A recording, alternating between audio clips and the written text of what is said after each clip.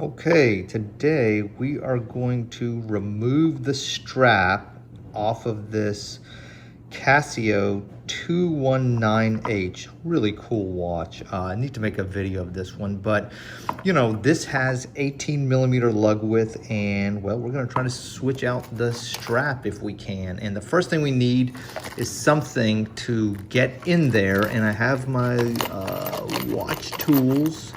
And we have a little thing like this. This actually used to be hard to find, but now you can. They come with a lot of straps actually just as a freebie, which is really nice.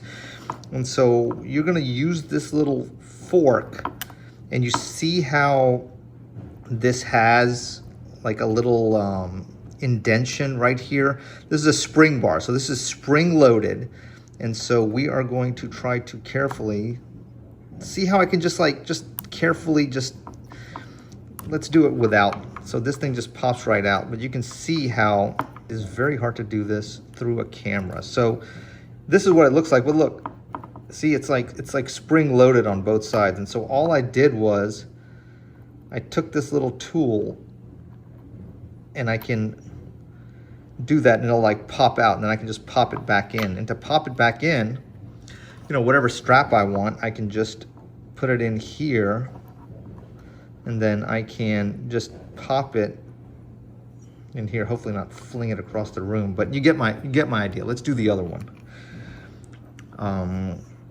So changing out the straps on these is a lot easier than it used to. I think Casio kind of got the memo, so let's try. So I found the divot.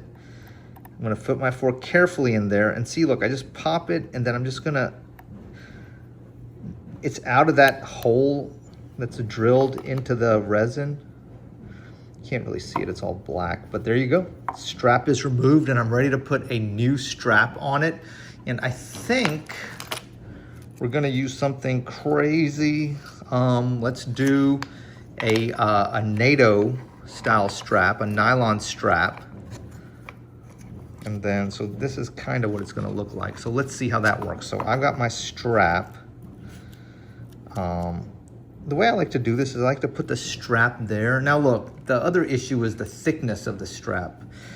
And so if the strap is super thick, then sometimes it's hard to find space for the spring bar to sit.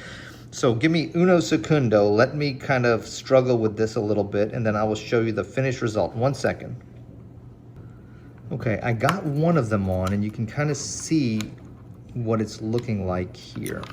So you see the spring bar is here. And you know, again, this is a matter of, you know, what is the thickness of the spring bar? What clearance do I have under there? And how thick is the strap? You can see it moves pretty freely in there.